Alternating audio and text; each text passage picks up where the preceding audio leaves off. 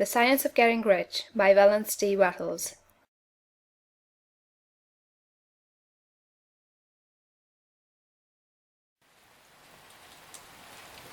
Preface.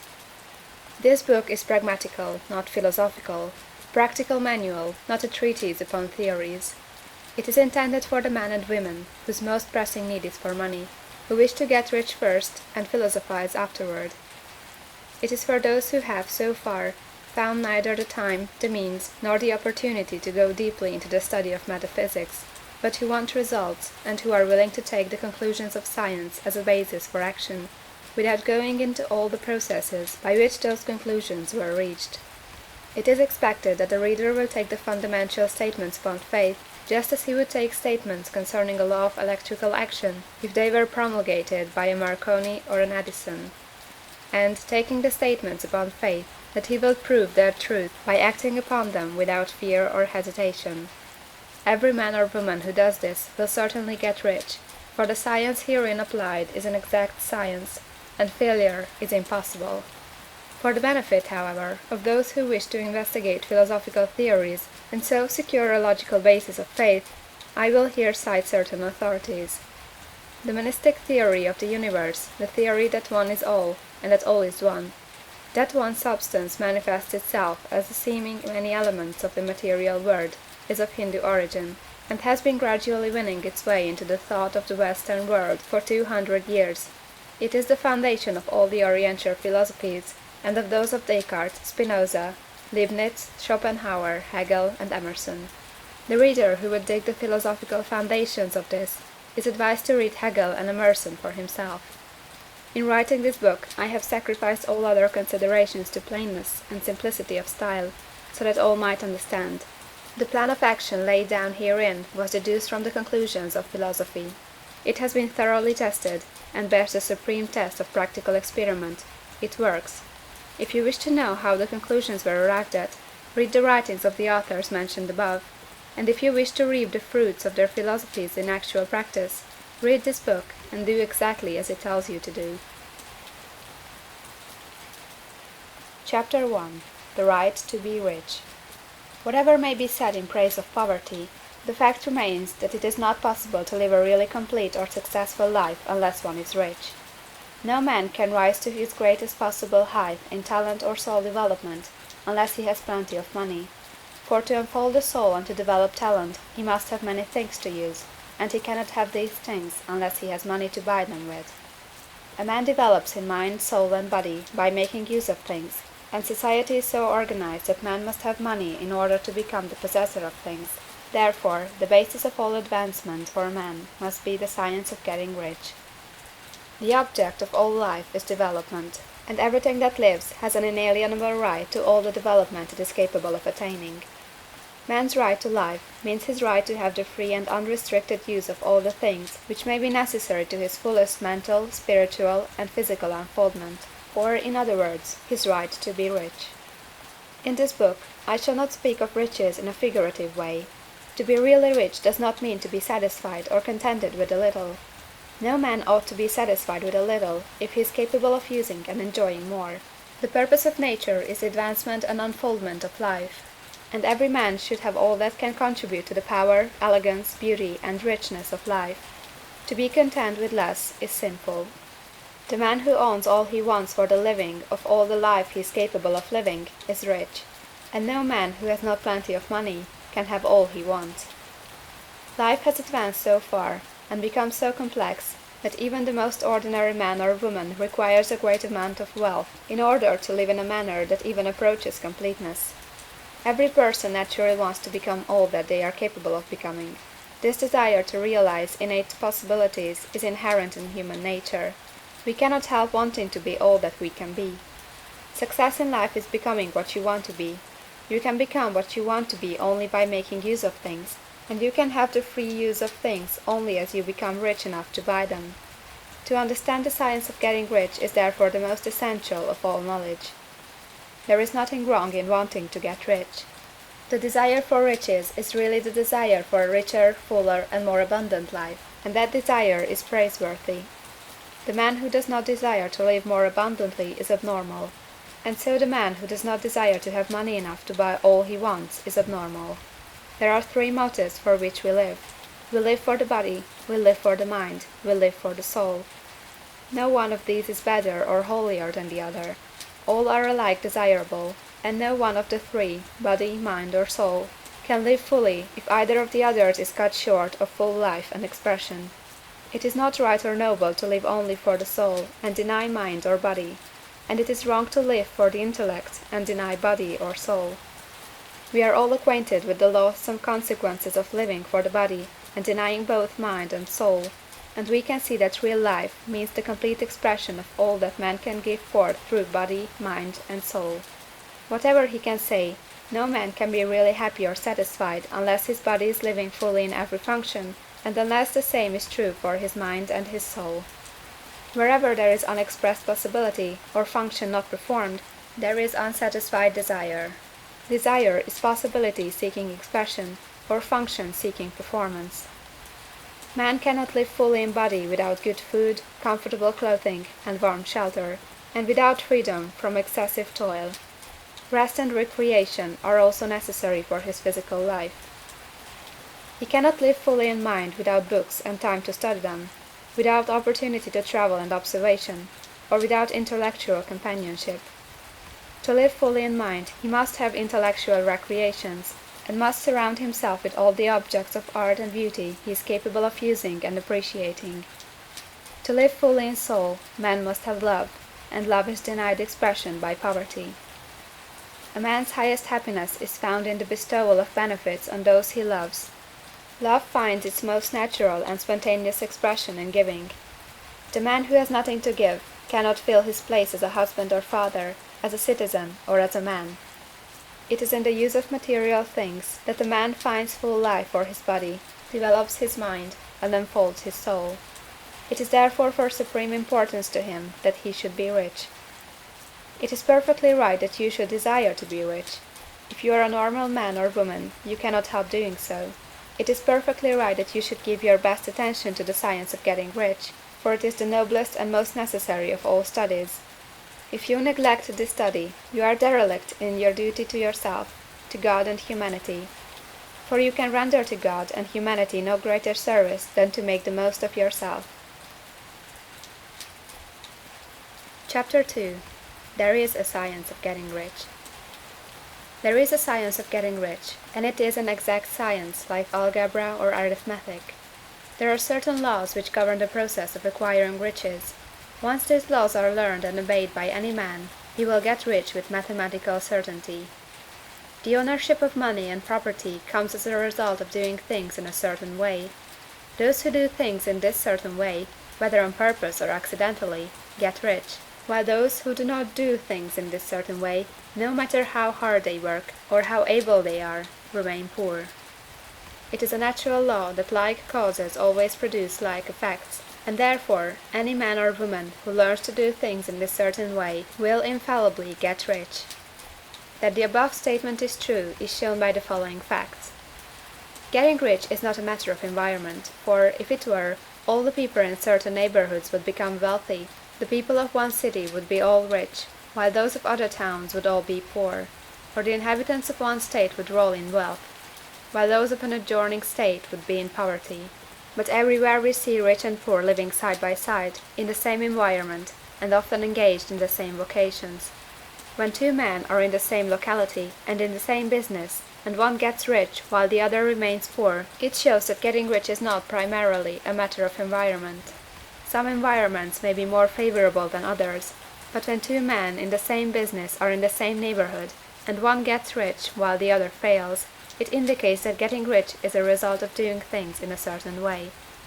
And further, the ability to do things in this certain way is not due solely to the possession of talent, for many people who have great talent remain poor, while others who have very little talent get rich. Studying the people who have got rich, we find that they are an average lot in all respects, having no greater talents or abilities than other men. It is evident that they do not get rich because they possess talents or abilities that other men have not, but because they happen to do things in a certain way. Getting rich is not the result of saving or thrift. Many very penurious people are poor. while free spenders often get rich. Nor is getting rich due to doing things which others fail to do. For two men in the same business often do almost exactly the same things, and one gets rich while the other remains poor or becomes bankrupt. From all these things, we must come to the conclusion that getting rich is the result of doing things in a certain way. If getting rich is the result of doing things in a certain way, and if like causes always produce like effects, then any man or woman who can do things in that way can become rich, and the whole matter is brought within the domain of exact science. The question arises here, whether this certain way may not be so difficult that only a few may follow it. This cannot be true, as we have seen, so far as natural ability is concerned. Talented people get rich, and blockheads get rich. Intellectually brilliant people get rich, and very stupid people get rich. Physically strong people get rich, and weak and sickly people get rich. Some degree of ability to think and understand is, of course, essential. But in so far natural ability is concerned, any man or woman who has sense enough to read and understand these words can certainly get rich. Also, we have seen that it is not a matter of environment. Location counts for something. One would not go to the heart of the Sahara and expect to do successful business. Getting rich involves the necessity of dealing with men, and of being where there are people to deal with. And if these people are inclined to deal in the way you want to deal, so much the better. But that is about as far as environment goes. If anybody else in your town can get rich, so can you. And if anybody else in your state can get rich, so can you. Again, it is not a matter of choosing some particular business or profession. People get rich in every business and in every profession, while their next-door neighbors on the same vocation remain in poverty. It is true that you will do best in a business which you like, and which is congenial to you. And if you have certain talents which are well developed, you will do best in a business which calls for the exercise of those talents. Also, you will do best in a business which is suited to your locality. An ice cream parlor would do better in a warm climate than in Greenland, and a salmon fishery would succeed better in the Northwest than in Florida, where there are no salmon. But, aside from these general limitations, getting rich is not dependent upon your engaging in some particular business, but upon your learning to do things in a certain way.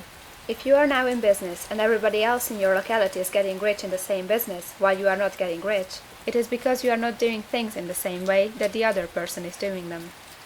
No one is prevented from getting rich by lack of capital. True, as you get capital, the increase becomes more easy and rapid, but one who has capital is already rich, and does not need to consider how to become so. No matter how poor you may be, if you begin to do things in a certain way, you will begin to get rich, and you will begin to have capital. The getting of capital is a part of the process of getting rich, and it is a part of the result which invariably follows the doing of things in a certain way. You may be the poorest man on the continent, and be deeply in debt. You may have neither friends, influence, nor resources, but if you begin to do things in this way, you must infallibly begin to get rich, for like causes must produce like effects. If you have no capital, you can get capital. If you are in the wrong business, you can get into the right business. If you are in the wrong location, you can go to the right location. And you can do so by beginning in your present business and in your present location to do things in the certain way which causes success. Chapter 3. Is opportunity monopolized? No man is kept poor because opportunity has been taken away from him, because other people have monopolized the wealth and have put a fence around it. You may be shut off from engaging in business in certain lines, but there are other channels open to you. Probably it would be hard for you to get control of any of the great railroad systems. That field is pretty well monopolized. But the electric railway business is still in its infancy, and offers plenty of scope for enterprise. And it will be but a few years until traffic and transportation through the air will become a great industry, and in all its branches will give employment to hundreds of thousands and perhaps to millions of people. Why not turn your attention to the development of aerial transportation, instead of competing with J. Hill and others for a chance in the steam railway world? It is quite true that if you are a workman in the employ of the Steel Trust, you have very little chance of becoming the owner of the plant in which you work. But it is also true that if you will commence the act in a certain way, you can soon leave the employ of the Steel Trust. You can buy a farm of from 10 to 40 acres and engage in business as a producer of foodstuffs. There is great opportunity at this time for men who will live upon small tracts of land and cultivate the same intensively. Such men will certainly get rich. You may say that it is impossible for you to get the land, but I am going to prove to you that it is not impossible, and that you can certainly get a farm if you will go to work in a certain way. At different periods, the tide of opportunity sets in different directions, according to the needs of the whole, and the particular stage of social evolution which has been reached. At present, in America, it is setting toward agriculture and the allied industries and professions. Today, opportunity is open before the factory worker in his line.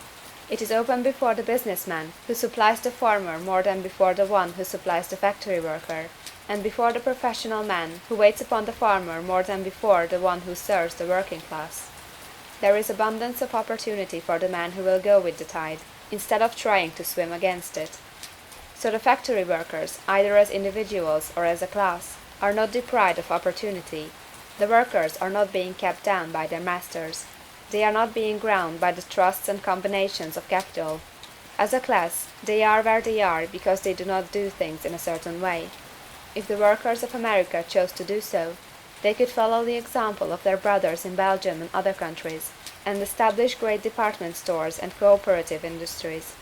They could elect men of their own class to office, and pass laws favoring the development of such cooperative industries, and in a few years they could take peaceable possession of the industrial field.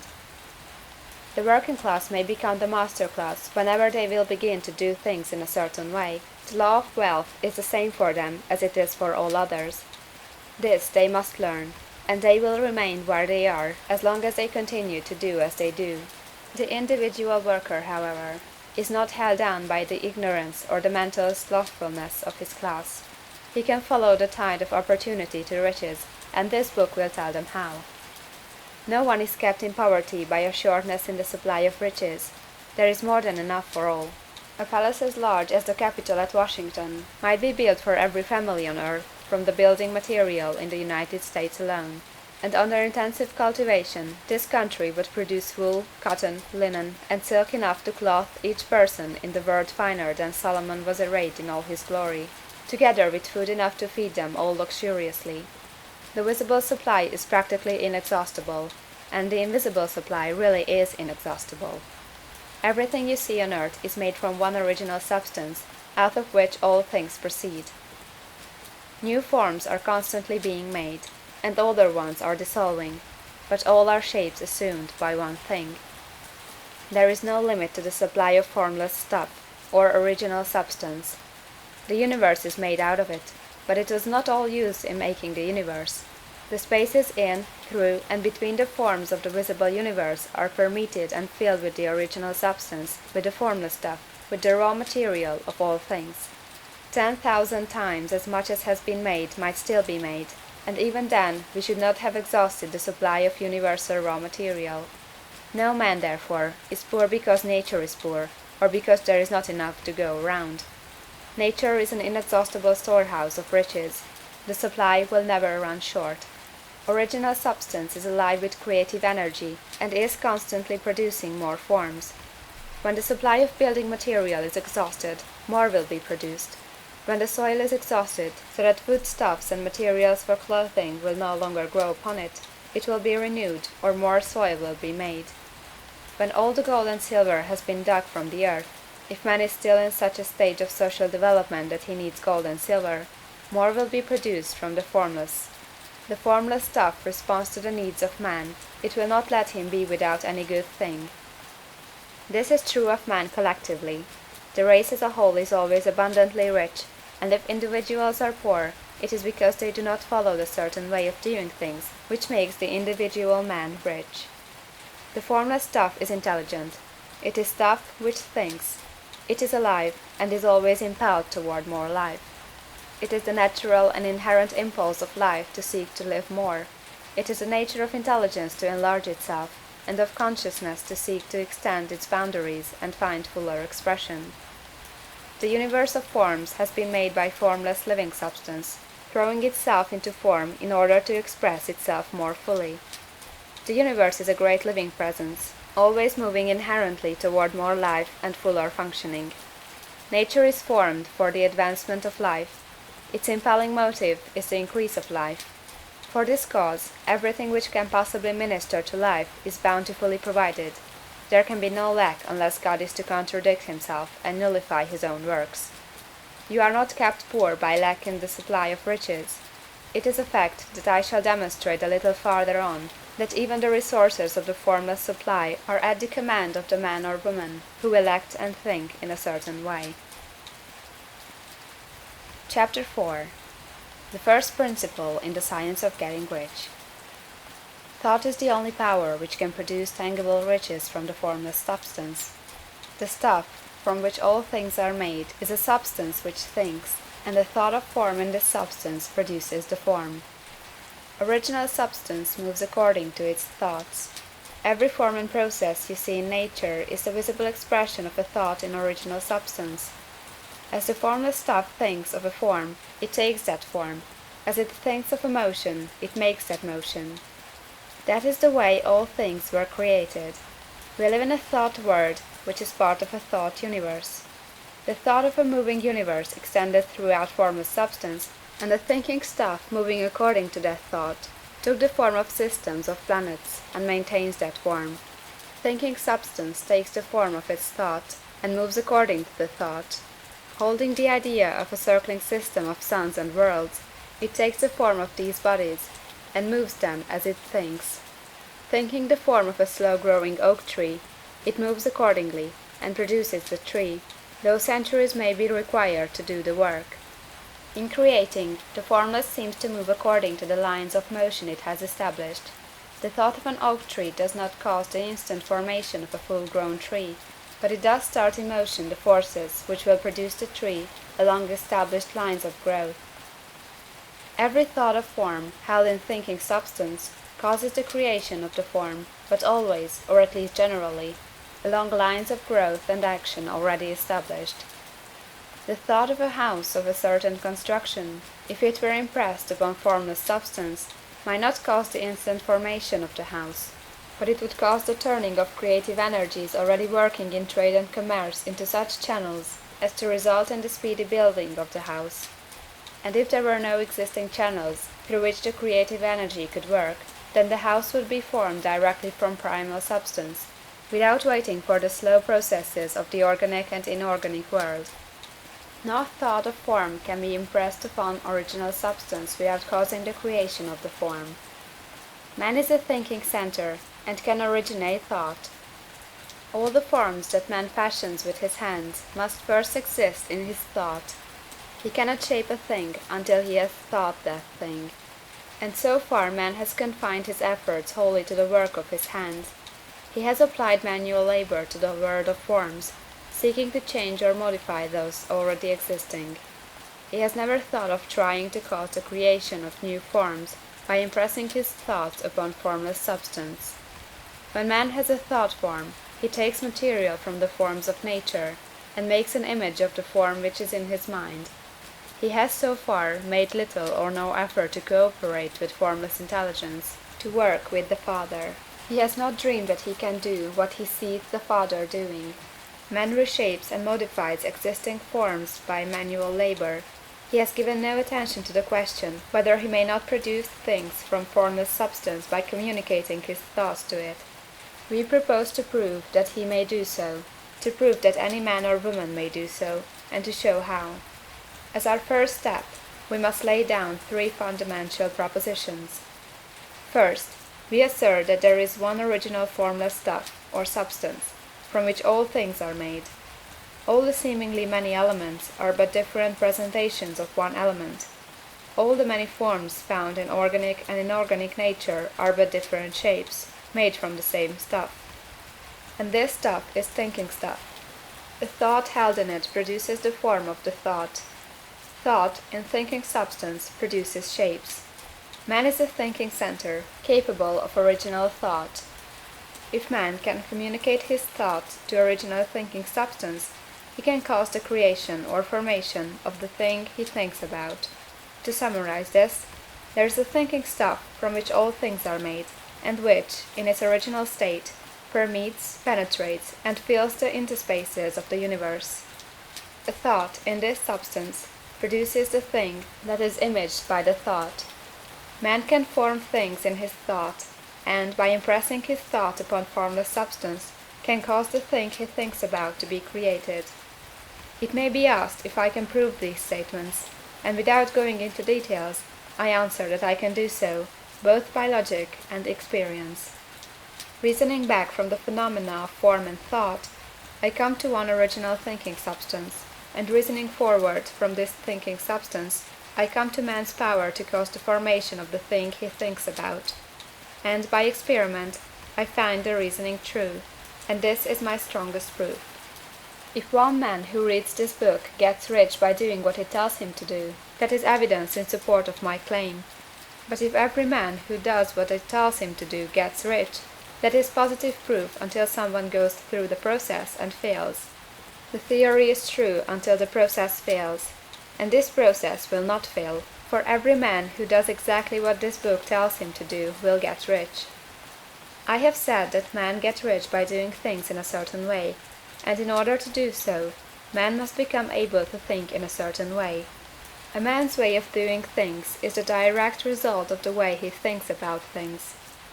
To do things in a way you want to do them, you will have to acquire the ability to think the way you want to think. This is the first step toward getting rich. To think what you want to think is to think truth, regardless of appearances. Every man has the natural and inherent power to think what he wants to think, but it requires far more effort to do so than it does to think the thoughts which are suggested by appearances. To think according to appearance is easy. To think truth, regardless of appearances, is laborious, and requires the expenditure of more power than any other work man is called upon to perform. There is no labor from which most people shrink as they do from that of sustained and consecutive thought. It is the hardest work in the world. This is especially true when truth is contrary to appearances. Every appearance in the visible world tends to produce a corresponding form in the mind which observes it, and this can only be prevented by holding the thought of the truth.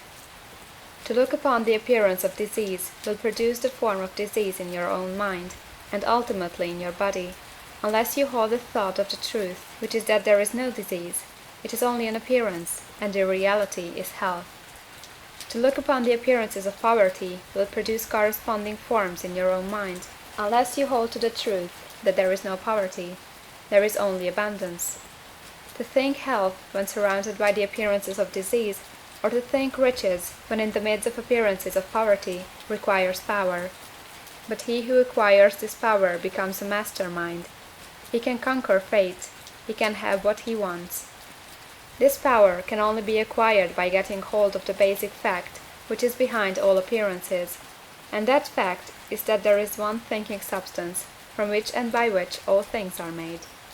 Then we must grasp the truth that every thought held in this substance becomes a form, and that man can so impress his thoughts upon it as to cause them to take form and become visible things. When we realize this, we lose all doubt and fear, for we know that we can create we want to create, we can get what we want to have, and can become what we want to be. As a first step toward getting rich, you must believe the three fundamental statements given previously in this chapter, and in order to emphasize them, I repeat them here. There is a thinking stuff from which all things are made, and which, in its original state, permeates, penetrates, and fills the interspaces of the universe. A thought, in this substance, produces the thing that is imaged by the thought. Man can form things in his thought, and, by impressing his thought upon formless substance, can cause the thing he thinks about to be created. You must lay aside all other concepts of the universe than this monistic one, and you must dwell upon this until it is fixed in your mind, and has become your habitual thought. Read these creed statements over and over again, fix every word upon your memory, and meditate upon them until you firmly believe what they say. If a doubt comes to you, cast it aside as a sin. Do not listen to arguments against this idea. Do not go to churches or lectures where a contrary concept of things is taught or preached. Do not read magazines or books which teach a different idea. If you get mixed up in your faith, all your efforts will be in vain. Do not ask why these things are true. nor speculate as to how they can be true. Simply take them on trust. The science of getting rich begins with the absolute acceptance of this faith. Chapter 5. Increasing Life. You must get rid of the last vestige of the old idea that there is a deity whose will it is that you should be poor, or whose purposes may be served by keeping you in poverty. The intelligent substance which is all, and in all, and which lives in all, and lives in you, is a consciously living substance. Being a consciously living substance, it must have the nature and inherent desire of every living intelligence for increase of life. Every living thing must continually seek for the enlargement of its life, because life, in the mere act of living, must increase itself. A seed, dropped into the ground, springs into activity, and in the act of living produces 100 more seeds. Life, by living, multiplies itself. It is forever becoming more. It must do so if it continues to be at all. Intelligence is under the same necessity for continuous increase. Every thought we think makes it necessary for us to think another thought. Consciousness is continually expanding. Every fact we learn leads us to the learning of another fact. Knowledge is continually increasing. Every talent we cultivate brings to the mind the desire to cultivate another talent. We are subject to the urge of life, seeking expression, which ever drives us on to know more, to do more, and to be more. In order to know more, do more, and be more, we must have more. We must have things to use, for we learn, and do, and become, only by using things. We must get rich, so that we can live more. The desire for riches is simply the capacity for larger life seeking fulfillment. Every desire is the effort of an unexpressed possibility to come into action. It is power seeking to manifest which causes desire. That which makes you want more money is the same as that which makes the plant grow. It is life, seeking fuller expression. The one living substance must be subject to this inherent law of all life. It is permeated with the desire to live more. That is why it is under the necessity of creating things. The one substance desires to live more in you, hence it wants you to have all the things you can use. It is the desire of God that you should get rich. He wants you to get rich, because he can express himself better through you if you have plenty of things to use in giving him expression. He can live more in you if you have unlimited command of the means of life. The universe desires you to have everything you want to have. Nature is friendly to your plans. Everything is naturally for you. Make up your mind that this is true. It is essential, however, that your purpose should harmonize with the purpose that is in all. You must want real life, not mere pleasure of sensual gratification. Life is the performance of function, and the individual really lives only when he performs every function, physical, mental, and spiritual, of which he is capable, without excess in any. You do not want to get rich in order to live swinishly, for the gratification of animal desires. That is not life. But the performance of every physical function is a part of life, and no one lives completely who denies the impulses of the body a normal and healthful expression. You do not want to get rich solely to enjoy mental pleasures, to get knowledge, to gratify ambition, to outshine others, to be famous. All these are a legitimate part of life. But the man who lives for the pleasures of the intellect alone will only have a partial life, and he will never be satisfied with his lot. You do not want to get rich solely for the good of others, to lose yourself for the salvation of mankind, to experience the joys of philanthropy and sacrifice. The joys of the soul are only a part of life, and they are no better nor nobler than any other part. You want to get rich in order that you may eat, drink, and be merry when it is time to do these things, in order that you may surround yourself with beautiful things, see distant lands, feed your mind, and develop your intellect, in order that you may love man and do kind things, and be able to play a good part in helping the world to find truth. But remember that extreme altruism is no better nor nobler than extreme selfishness. Both are mistakes. Get rid of the idea that God wants you to sacrifice yourself for others, and that you can secure his favor by doing so. God requires nothing of the kind. What he wants you is that you should make the most of yourself, and for others. And you can help others more by making the most of yourself than in any other way. You can make the most of yourself only by getting rich.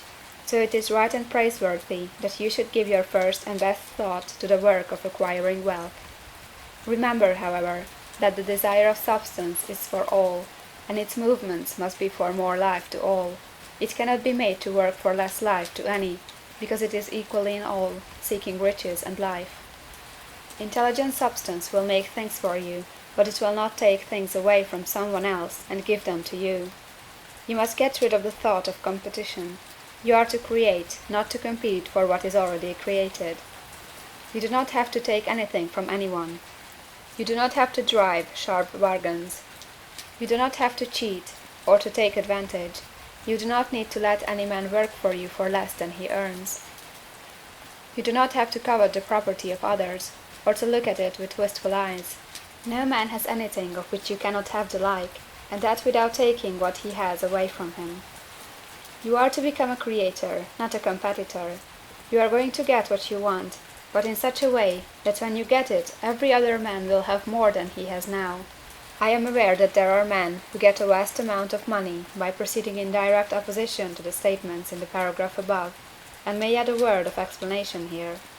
Men of the plutocratic type, who become very rich, do so sometimes purely by their extraordinary ability on the plane of competition, and sometimes they unconsciously relate themselves to substance in its great purposes and movements for the general racial upbuilding through industrial evolution. Rockefeller, Carnegie, Morgan, and others have been the unconscious agents of the Supreme in the necessary work of systematizing and organizing productive industry, and in the end, their work will contribute immensely toward increased life for all. Their day is nearly over. They have organized production, and will soon be succeeded by the agents of the multitude, who will organize the machinery of distribution. The multimillionaires are like the monster reptiles of the prehistoric eras. They play a necessary part in the evolutionary process, but the same power which produced them will dispose of them. And it is well to bear in mind that they have never been really rich. A record of the private lives of most of this class will show that they have really been the most abject and wretched of the poor. Riches secured on the competitive plane are never satisfactory and permanent. They are yours today and another's tomorrow. Remember, if you are to become rich in a scientific and certain way, you must rise entirely out of the competitive thought. You must never think for a moment that the supply is limited. Just as soon as you begin to think that all the money is being cornered and controlled by bankers and others, and that you must exert yourself to get laws passed to stop this process and so on, in that moment you drop into the competitive mind, and your power to cause creation is gone for the time being, and what is worse, you will probably arrest the creative movements you have already instituted. Know that there are countless millions of dollars worth of gold in the mountains of the earth, not yet brought to light, and know that if there were not, more would be created from thinking substance to supply your needs. Know that the money you need will come, even if it is necessary for 1,000 men to be led to the discovery of new gold mines tomorrow. Never look at the visible supply, look always at the limitless riches in formless substance, and know that they are coming to you as fast as you can receive and use them. Nobody, by cornering the visible supply, can prevent you from getting what is yours. So never allow yourself to think for an instant that all the best building spots will be taken before you get ready to build your house, unless you hurry. Never worry about the trusts and combines, and get anxious for fear they will soon come to own the whole earth. Never get afraid that you will lose what you want because some other person beats you to it. That cannot possibly happen. You are not seeking anything that is possessed by anybody else. You are causing what you want to be created from formless substance, and the supply is without limits. Stick to the formulated statement. There is a thinking stuff from which all things are made, and which, in its original state, permeates, penetrates, and fills the interspaces of the universe. A thought, in this substance, produces the thing that is imaged by the thought. Man can form things in his thought, and, by impressing his thought upon formless substance, can cause the thing he thinks about to be created. Chapter 6. How Riches Come to You. When I say that you do not have to drive sharp bargains, I do not mean that you do not have to drive any bargains at all, or that you are above the necessity for having any dealings with your fellow men. I mean that you will not need to deal with them unfairly. You do not have to get something for nothing. but can give to every man more than you take from him. You cannot give every man more in cash market value than you take from him, but you can give him more in use value than the cash value of the thing you take from him. The paper, ink, and other material in this book may not be worth the money you pay for it, but if the ideas suggested in it bring you thousands of dollars, you have not been wronged by those who sold it to you. They have given you a great use value for a small cash value. Let us suppose that I own a picture by one of the greatest artists, which, in any civilized community, is worth thousands of dollars. I take it to Baffin Bay, and by salesmanship induce an Eskimo to give a bundle of furs worth 500 for it. I have really wronged him, for he has no use for the picture. It has no use value to him. It will not add to his life. But suppose I give him a gun, worth $50 for his furs. Then he has made a good bargain. He has use for the gun. It will get him many more furs and much food. It will add to his life in every day. It will make him rich. When you rise from the competitive to the creative plane, you can scan your business transactions very strictly, and if you are selling any man anything which does not add more to his life than the thing he gives you in exchange, you can afford to stop it.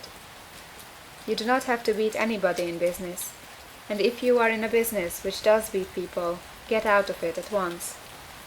Give every man more in use value than you take from him in cash value. Then you are adding to the life of the world by every business transaction. If you have people working for you, you must take from them more cash value than you pay them in wages. But you can so organize your business that it will be filled with the principle of advancement, and so that each employee who wishes to do so may advance a little every day. You can make your business do for your employees what this book is doing for you. You can so conduct your business that it will be a sort of ladder, by which every employee who will take the trouble may climb to riches himself, and given the opportunity, if he will not do so, it is not your fault. And finally, because you are to cause the creation of your riches from formless substance which permeates all your environment, it does not follow that they are to take shape from the atmosphere and come into being before your eyes. If you want a sewing machine, for instance, I do not mean to tell you that you are to impress the thought of a sewing machine on thinking substance until the machine is formed without hands, in the room where you sit or elsewhere. But if you want a sewing machine, hold the mental image of it with the most positive certainty that it is being made, or is on its way to you. After once forming the thought, have the most absolute and unquestioning faith that a sewing machine is coming. Never think of it, or speak of it, in any other way than as being sure to arrive. Claim it as already yours. It will be brought to you by the power of the Supreme Intelligence, acting upon the minds of men. If you live in Maine, it may be that a man will be brought from Texas or Japan to engage in some transaction which will result in your getting what you want. If so, the whole matter will be as much to that man's advantage as it is to yours. Do not forget for a moment that the thinking substance is through all, in all, communicating with all, and can influence all. The desire of thinking substance for fuller life and better living has caused the creation of all the sewing machines already made, and it can cause the creation of millions more, and will, whenever men set it in motion by desire and faith, and by acting in a certain way. You can certainly have a sewing machine in your house, and it is just as certain that you can have any other thing or things which you want, and which you will use for the advancement of your own life and the lives of others. You need not hesitate about asking largely. It is your Father's pleasure to give you the kingdom, said Jesus. Original substance wants to live all that is possible in you, and wants you to have all that you can or will use for the living of the most abundant life. If you fix upon your consciousness the fact that the desire you feel for the possession of riches is one with the desire of omnipotence for more complete expression, your faith becomes invincible. Once I saw a little boy sitting at a piano, and vainly trying to bring harmony out of the keys, and I saw that he was grieved and provoked by his inability to play real music. I asked him the cause of this vexation, and he answered, "I can feel the music in me, but I can't make my hands go right." The music in him was the urge of original substance, containing all the possibilities of all life. All that there is of music was seeking expression through the child. God, the one substance, is trying to live and do and enjoy things through humanity. He is saying, "I want hands to build wonderful structures, to play divine harmonies, to paint glorious pictures. I want feet to run my errands, eyes to see my beauties, tongues to tell mighty truths, and to sing marvelous songs, and so on. All that there is of possibility is seeking expression through man. God wants those who can play music to have pianos and every other instrument, and to have the means to cultivate their talents to the fullest extent. He wants those who can appreciate beauty to be able to surround themselves with beautiful things. He wants those who can discern the truth to have every opportunity to travel and observe. He wants those who can appreciate dress to be beautifully clothed, and those who can appreciate good food to be luxuriously fed. He wants all these things, because it is himself that enjoys and appreciates them. It is God who wants to play, and sing, and enjoy beauty, and proclaim truth, and wear fine clothes, and eat good foods. It is God that worketh in you to will and to do, said Paul. The desire you feel for riches is the infinite seeking to express himself in you, as he sought to find expression in the little boy at the piano. So you need not hesitate to ask largely. Your part is to focalize and express the desire to God. This is a difficult point with most people. They retain something of the old idea that poverty and self-sacrifice are pleasing to God. They look upon poverty as a part of the plan, a necessity of nature. They have the idea that God has finished his work, and made all that he can make, and that the majority of men must stay poor, because there is not enough to go around. They hold so much to this erroneous thought that they feel ashamed to ask for wealth. They try not to want more than a very modest competence, just enough to make them fairly comfortable. I recall now a case of one student who was told that he must get in mind a clear picture of the things he desired, so that the creative thought of them might be impressed on formless substance. He was a very poor man, living in a rented house, and having only what he earned from day to day, and he could not grasp the fact that all wealth was his. So, after thinking the matter over, he decided that he might reasonably ask for a new rug on the floor of his best room, and an anthracite coal stove to heat the house during the cold winter. Following the instructions given in this book, he obtained these things in a few months, and then it dawned upon him that he had not asked enough. He went through the house in which he lived, and planned all the improvements he would like to make in it. He mentally added a bay window here, a room there, until it was complete in his mind as his ideal home, and then he planned its furnishings. Holding the whole picture in his mind, he began living in the certain way, and moving toward what he wanted, and he owns the house now, and is rebuilding it after the form of his mental image, and now, with still larger faith, he is going on to get greater things. It has been unto him according to his faith, and it is so with you and with all of us. Chapter 7. Gratitude. The illustrations given in the last chapter will have conveyed to the reader the fact that the first step toward getting rich is to convey the idea of your wants to the formless substance. This is true, and you will see that in order to do so, it becomes necessary to relate yourself to the formless intelligence in a harmonious way.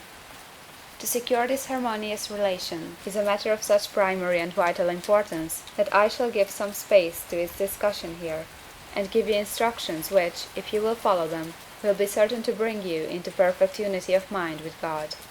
The whole process of mental adjustment and atonement can be summed up in one word: gratitude. First, you believe that there is one intelligent substance, from which all things proceed. Second, you believe that this substance gives you everything you desire. And third, you relate yourself to it by a feeling of deep and profound gratitude. Many people who order their lives rightly in all other ways are kept in poverty by their lack of gratitude. Having received one gift from God, they cut the wires which connect them with Him by failing to make acknowledgment. It is easy to understand that the nearer we live to the source of wealth, the more wealth we shall receive. And it is easy also to understand that the soul that is always grateful lives in closer touch with God than the one which never looks to Him in thankful acknowledgment. The more gratefully we fix our minds on the Supreme when good things come to us, the more good things we will receive, and the more rapidly they will come. And the reason simply is that the mental attitude of gratitude draws the mind into closer touch with the source from which the blessings come. If it is a new thought to you that gratitude brings your whole mind into closer harmony with the creative energies of the universe, Consider it well, and you will see that it is true. The good things you already have come to you along the line of obedience to certain laws. Gratitude will lead your mind out along the ways by which things come, and it will keep you in close harmony with creative thought and prevent you from falling into competitive thought. Gratitude alone can keep you looking toward the all, and prevent you from falling into the error of thinking of the supply as limited, and to do that would be fatal to your hopes. There is a law of gratitude, and it is absolutely necessary that you should observe the law, if you are to get the results you seek. The law of gratitude is the natural principle that action and reaction are always equal, and in opposite directions. The grateful outreaching of your mind in thankful praise to the Supreme is a liberation or expenditure of force. It cannot fail to reach that to which it addressed, and the reaction is an instantaneous movement towards you. Draw nigh unto God, and he will draw nigh unto you. That is a statement of psychological truth. And if your gratitude is strong and constant, the reaction in formless substance will be strong and continuous. The movement of the things you want will be always toward you. Notice the grateful attitude that Jesus took, how he always seems to be saying, I thank thee, Father, that thou hearest me. You cannot exercise much power without gratitude, for it is gratitude that keeps you connected with power. But the value of gratitude does not consist solely in getting you more blessings in the future. Without gratitude, you cannot long keep from dissatisfied thought regarding things as they are. The moment you permit your mind to dwell with dissatisfaction upon things as they are, you begin to lose ground. You fix attention upon the common, the ordinary, the poor, and the squalid and mean, and your mind takes the form of these things. Then you will transmit these forms or mental images to the formless, and the common, the poor, the squalid, the mean will come to you. To permit your mind to dwell upon the inferior is to become inferior and to surround yourself with inferior things. On the other hand, to fix your attention on the best is to surround yourself with the best, and to become the best. The creative power within us makes us into the image of that to which we give our attention.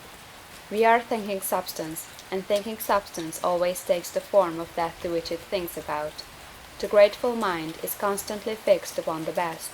Therefore, it tends to become the best. It takes the form or character of the best, and will receive the best. Also, faith is born of gratitude. The grateful mind continually expects good things, and expectation becomes faith. The reaction of gratitude upon one's own mind produces faith, and every outgoing wave of grateful thanksgiving increases faith.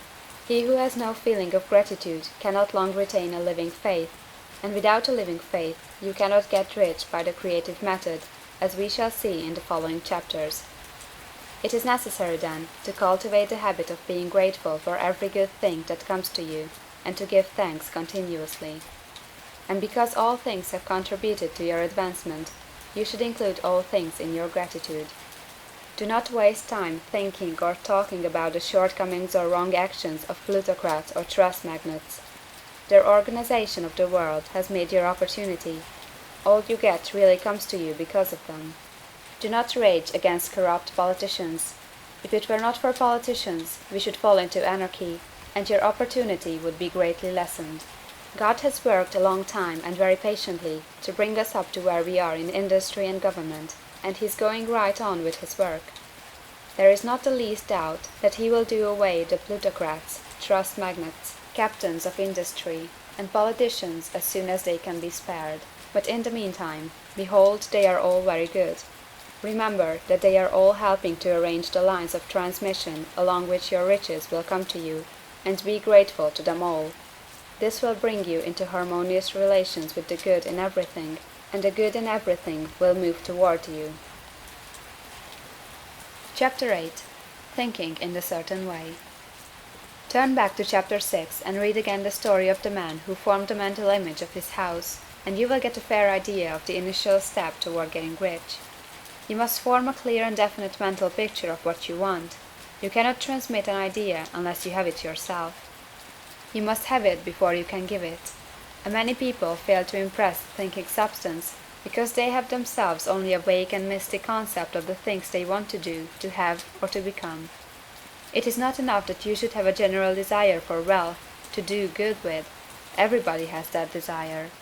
It is not enough that you should have a wish to travel, see things, live more, etc. Everybody has those desires also. If you are going to send a wireless message to a friend, you would not send the letters of the alphabet in their order, and let him construct the message for himself, nor would you take words at random from the dictionary. You would send a coherent sentence, one which meant something. When you try to impress your wants upon substance, remember that it must be done by a coherent statement. You must know what you want, and be definite. You can never get rich or start the creative power into action by sending out unformed longings and vague desires. Go over your desires, just as the man I have described went over his house. See just what you want, and get a clear mental picture of it as you wish it to look when you get it. That clear mental picture you must have continually in mind, as the sailor has in mind the port toward which he is sailing the ship. You must keep your face toward it all the time. You must no more lose sight of it than the steersman loses sight of the compass.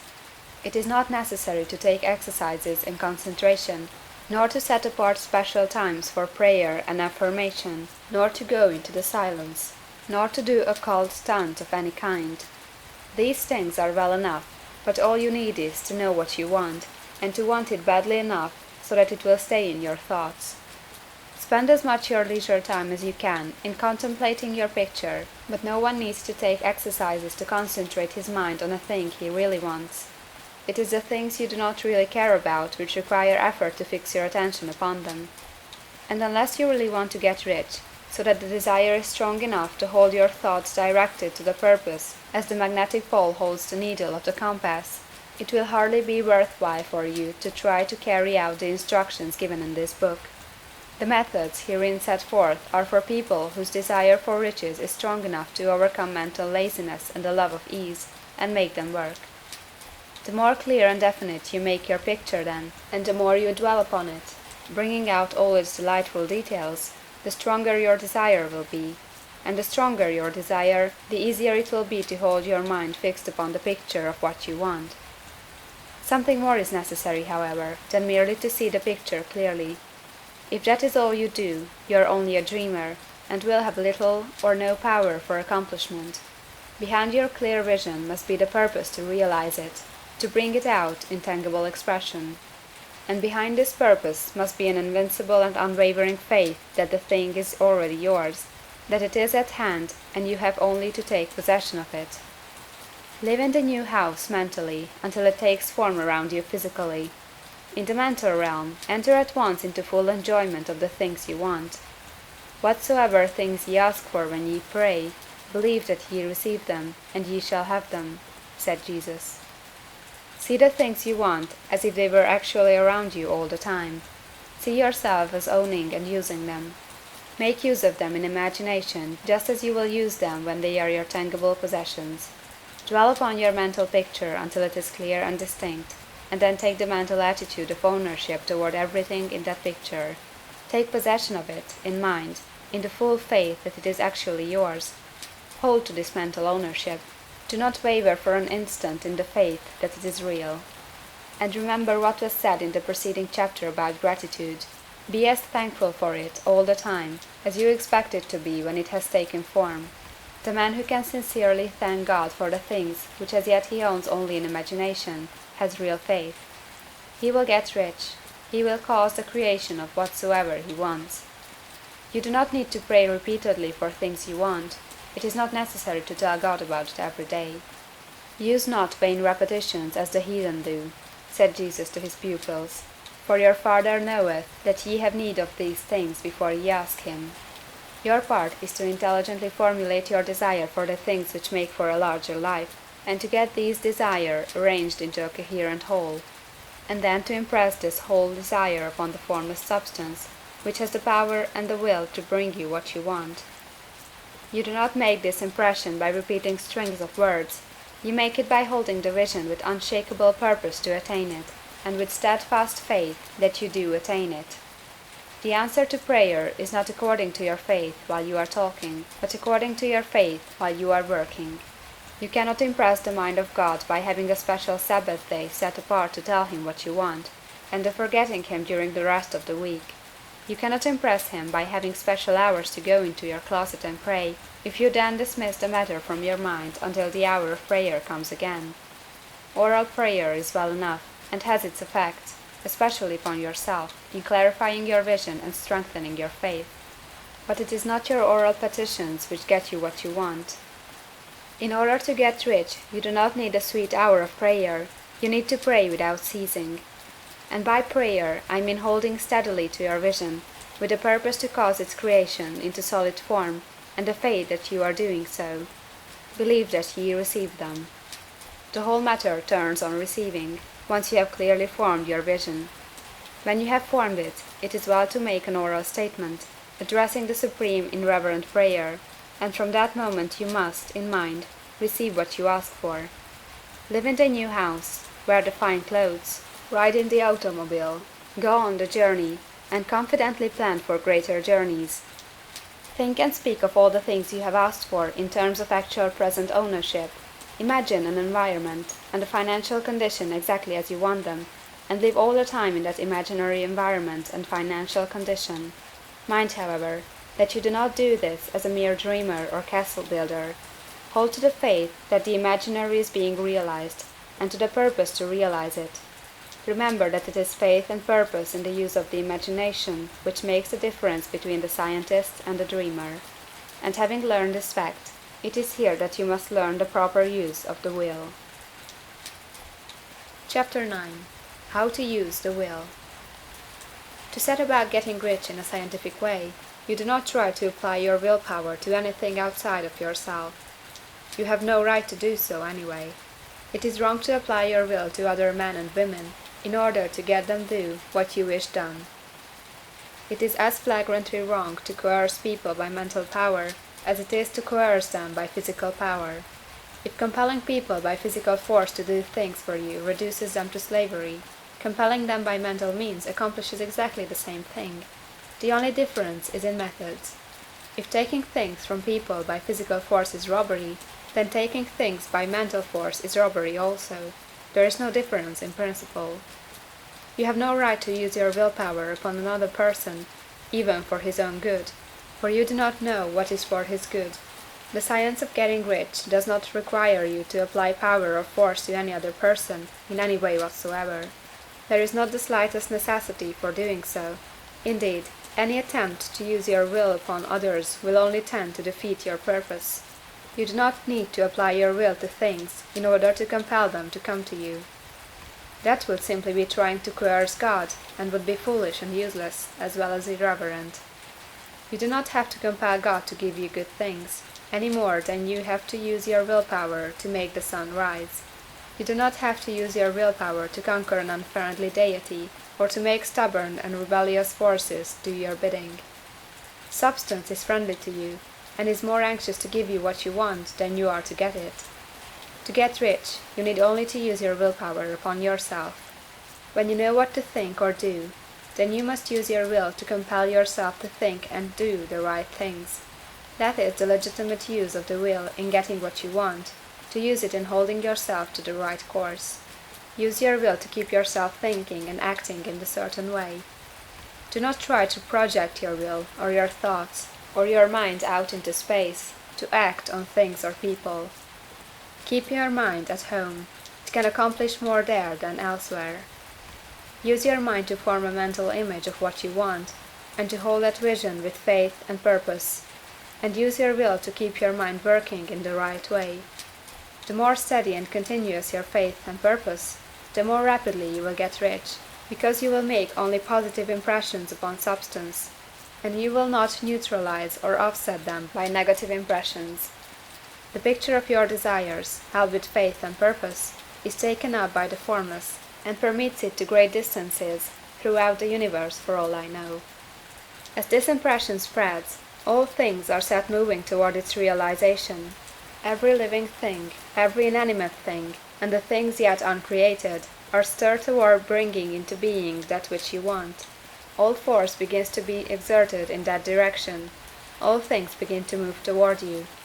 The minds of people, everywhere, are influenced toward doing the things necessary to the fulfilling of your desires, and they work for you unconsciously. But you can check all this by starting a negative impression in the formless substance. Doubt or unbelief is as certain to start a movement away from you as faith and purpose are to start one toward you. It is by not understanding this that most people who try to make use of mental science in getting rich make their failure. Every hour and moment you spend in giving heed to doubts and fears, every hour you spend in worry, every hour in which your soul is possessed by unbelief, sets a current away from you in the whole domain of intelligent substance. All the promises are unto them that believe, and unto them only. Notice how insistent Jesus was upon his point of belief, and now you know the reason why. Since belief is all important, it behooves you to guard your thoughts, and as your beliefs will be shaped in a very great extent by the things you observe and think about, it is important that you should command your attention. And here the will comes into use, for it is by your will that you determine upon what things your attention shall be fixed. If you want to become rich, you must not make a study of poverty. Things are not brought into being by thinking about their opposites. Health is never to be attained by studying disease and thinking about disease. Righteousness is not to be promoted by studying sin and thinking about sin. And no one ever got rich by studying poverty and thinking about poverty. Medicine as a science of disease has increased disease. Religion as science of sin has promoted sin. And economics as a study of poverty will fill the world with wretchedness and want. Do not talk about poverty. Do not investigate it or concern yourself with it. Never mind what its causes are. You have nothing to do with them. What concerns you is the cure. Do not spend your time in charitable work or charity movements. All charity only tends to perpetuate the wretchedness it aims to eradicate.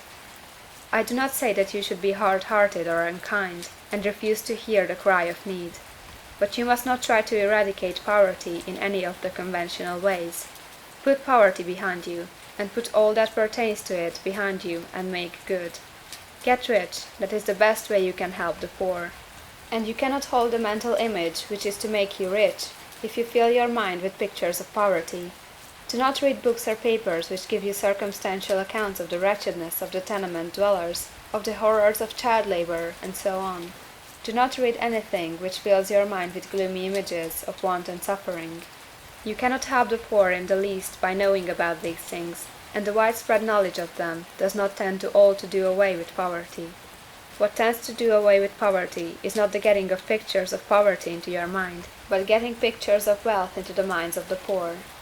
You are not deserting the poor in their misery when you refuse to allow your mind to be filled with pictures of that misery. Poverty can be done away with, not by increasing the number of well-to-do people to think about poverty, but by increasing the number of poor people who purpose with faith to get rich. The poor do not need charity, they need inspiration. Charity only sends them a loaf of bread to keep them alive in their wretchedness, or gives them an entertainment to make them forget for an hour or two, but inspiration will cause them to rise out of their misery. If you want to help the poor, demonstrate to them that they can become rich. Prove it by getting rich yourself. The only way in which poverty will ever be banished from this world is by getting a large and constantly increasing number of people to practice the teaching of this book. People must be taught to become rich by creation, not by competition. Every man who becomes rich by competition throws down behind him the ladder by which he rises, and keeps others down. But every man who gets rich by creation opens a way for thousands to follow him, and inspires them to do so. You are not showing hardness of heart or an unfeeling disposition when you refuse to pity poverty, see poverty, read about poverty, or think and talk about it, or to listen to those who do talk about it. Use your willpower to keep your mind off the subject of poverty, and to keep it fixed with faith and purpose on the vision of what you want. Chapter 10. Further use of the will. You cannot retain a true and clear vision of wealth if you are constantly turning your attention to opposing pictures, whether they be external or imaginary. Do not tell of your past troubles of a financial nature, if you have had them. Do not think of them at all. Do not tell of the poverty of your parents, or the hardships of your early life. To do any of these things is to mentally class yourself with the poor for the time being, and it will certainly check the movement of things in your direction. Let the dead bury their dead, as Jesus said. Put poverty and all things that pertain to poverty completely behind you. You have accepted a certain theory of the universe as being correct, and are resting all your hopes of happiness on its being correct. And what can you gain by giving heed to conflicting theories? Do not read religious books which tell you that the world is soon coming to an end. And do not read the writing of muckrakers and pessimistic philosophers who tell you that it is going to the devil. The world is not going to the devil, it is going to God. It is wonderful becoming. True, there may be a good many things in existing conditions which are disagreeable, but what is the use of studying them when they are certainly passing away, and when the study of them only tends to check their passing and keep them with us? Why give time and attention to things which are being removed by evolutionary growth, when you can hasten their removal only by promoting the evolutionary growth as far as your part of it goes?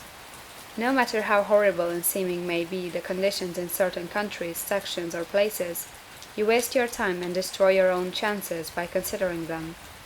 You should interest yourself in the world's becoming rich. Think of the riches the world is coming into, instead of the poverty it is growing out of. And bear in mind that the only way in which you can assist the world in growing rich is by growing rich yourself through the creative method, not the competitive one. Give your attention wholly to the riches. Ignore poverty. Whenever you think or speak of those who are poor, think and speak of them as those who are becoming rich, as those who are to be congratulated rather than pitied. Then they and others will catch the inspiration and begin to search for the way out. Because I say that you are to give your whole time and mind and thought to riches, it does not follow that you are to be sordid or mean. To become really rich is the noblest aim you can have in life, for it includes everything else. On the competitive plane, the struggle to get rich is a godless scramble for power over other men, but when we come into the creative mind, all this is changed. All that is possible in the way of greatness and soul unfoldment, of service and lofty endeavor, comes by way of getting rich. All is made possible by the use of things. If you lack for physical health, you will find that the attainment of it is conditional on your getting rich. Only those who are emancipated from financial worry and who have the means to live a carefree existence and follow hygienic practices can have and retain health. Moral and spiritual greatness is possible only to those who are above the competitive battle of existence, and only those who are becoming rich on the plane of creative thought are free from the degrading influences of competition. If your heart is set on domestic happiness, remember that love flourishes best where there is refinement, a high level of thought, and freedom from corrupting influences, and these are to be found only where riches are attained by the exercise of creative thought, without strife or rivalry.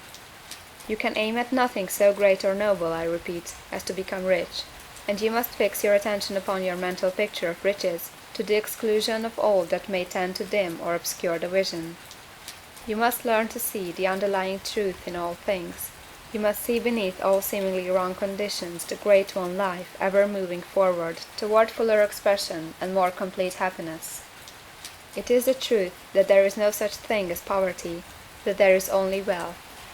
Some people remain in poverty because they are ignorant of the fact that there is wealth for them, and these can be best taught by showing them the way of affluence in your own person and practice.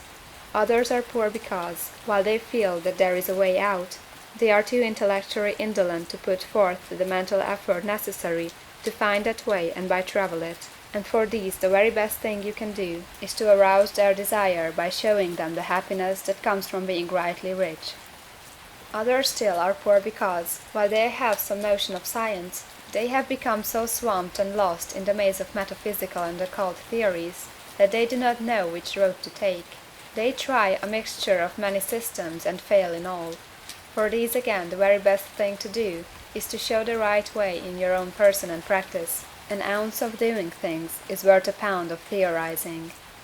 The very best thing you can do for the whole world is to make the most of yourself. You can serve God and man in no more effective way than by getting rich. That is, if you get rich by the creative method and not by the competitive one. Another thing, we assert that this book gives in detail the principles of the science of getting rich, and if that is true, you do not need to read any other book upon the subject. This may sound narrow and egoistical, but consider, there is no more scientific method of computation in mathematics than by addition, subtraction, multiplication, and division. No other method is possible. There can be but one shortest distance between 2 points. There is only one way to think scientifically, and that is to think in the way that leads to the most direct and simple route to the goal. No man has yet formulated a briefer or less complex system than the one set forth herein. It has been stripped of all non-essentials. When you commence on this, lay all others aside. Put them out of your mind altogether. Read this book every day, keep it with you, commit it to memory, and do not think about other systems and theories. If you do, you will begin to have doubts, and to be uncertain and wavering in your thought, and then you will begin to make failures. After you have made good and become rich, you may study other systems as much as you please, but until you are quite sure that you have gained what you want, do not read anything on this line but this book, unless it be the authors mentioned in the preface. And read only the most optimistic comments on the world's news, those in harmony with your picture. Also, postpone your investigations into the occult. Do not dabble in theosophy, spiritualism, or kindred studies. It is very likely that the dead still live, and are near, but if they are, let them alone.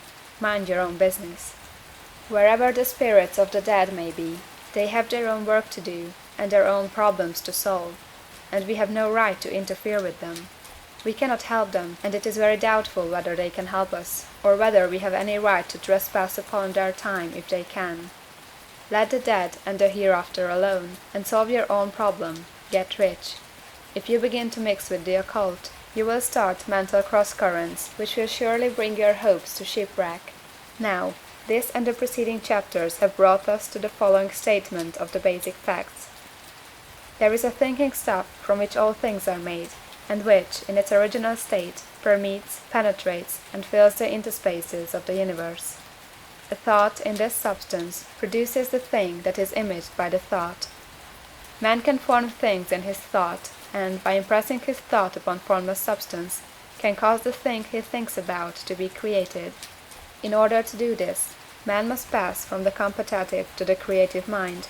He must form a clear mental picture of the things he wants, and hold this picture in his thoughts with the fixed purpose to get what he wants, and the unwavering faith that he does get what he wants, closing his mind against all that may tend to shake his purpose, dim his vision, or quench his faith. And in addition to all this, we shall now see that he must live and act in a certain way. Chapter 11. Acting in a certain way. Thought is the creative power, or the impelling force which causes the creative power to act. Thinking in a certain way will bring riches to you, but you must not rely upon thought alone, paying no attention to personal action. That is the rock upon which many otherwise scientific metaphysical thinkers meet shipwreck, the failure to connect thought with personal action. We have not yet reached the stage of development, even supposing such a stage to be possible, in which man can create directly from formless substance without nature's processes or the work of human hands. Man must not only think, but his personal action must supplement his thought. By thought, you can cause the gold in the hearts of the mountains to be impelled toward you, but it will not mine itself, refine itself, coin itself into double eagles, and come rolling along the roads seeking its way into your pocket. Under the impelling power of the Supreme Spirit, man's affairs will be so ordered that someone will be led to mine the gold for you. Other men's business transactions will be so directed that the gold will be brought toward you, and you must so arrange your own business affairs that you may be able to receive it when it comes to you. Your thought makes all things, animate and inanimate, work to bring you what you want, but your personal activity must be such that you can rightly receive what you want when it reaches you. You are not to take it as charity, nor to steal it. You must give every man more in use value than he gives you in cash value. The scientific use of thought consists in forming a clear and distinct mental image of what you want, in holding fast to the purpose to get what you want, and in realizing with grateful faith that you do get what you want.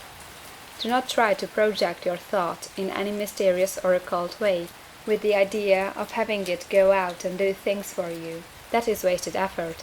and will weaken your power to think with sanity. The action of thought in getting rich is fully explained in the preceding chapters. Your faith and purpose positively impress your vision upon formless substance, which has the same desire for more life that you have, and this vision, received from you, sets all the creative forces at work in and through their regular channels of action, but directed toward you. It is not your part to guide or supervise the creative process. All you have to do with that is to retain your vision, stick to your purpose, and maintain your faith and gratitude. But you must act in a certain way, so that you can appropriate what is yours when it comes to you, so that you can meet the things you have in your picture and put them in their proper places as they arrive. You can really see the truth of this. When things reach you, they will be in the hands of other men, who will ask an equivalent for them. And you can only get what is yours by giving the other man what is his.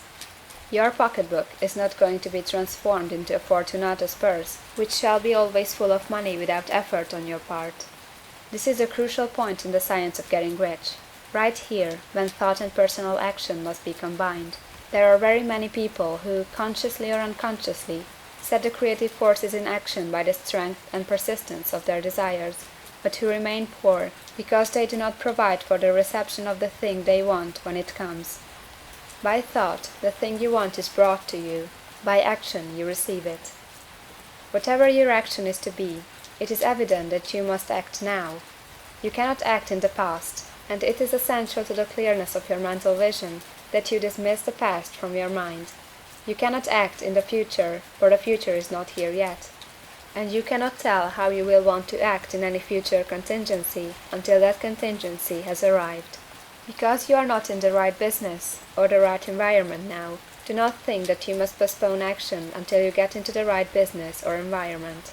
And do not spend time in the present taking thought as to the best course in possible future emergencies. Have faith in your ability to meet any emergency when it arrives. If you act in the present with your mind on the future, your present action will be with a divided mind and will not be effective. Put your whole mind into present action. Do not give your creative impulse to original substance, and then sit down and wait for results. If you do, you will never get them. Act now. There is never any time but now, and there never will be any time but now. If you are ever to begin to make ready for the reception of what you want, you must begin now. And your action, whatever it is, must most likely be in your present business or employment, and must be upon the persons and things in your present environment. You cannot act where you are not. You cannot act where you have been, and you cannot act where you are going to be. You can act only where you are. Do not bother as to whether yesterday's work was well done or ill done. Do today's work well. Do not try to do tomorrow's work now. There will be plenty of time to do that when you get to it. Do not try, by occult or mystical means, to act on people or things that are out of your reach. Do not wait for a change of environment before you act. Get a change of environment by action. You can so act upon the environment in which you are now as to cause yourself to be transferred to a better environment. Hold with faith and purpose the vision of yourself in the better environment, but act upon your present environment with all your heart, and with all your strength, and with all your mind. Do not spend any time in day dreaming or castle building. Hold to the one vision of what you want, and act now.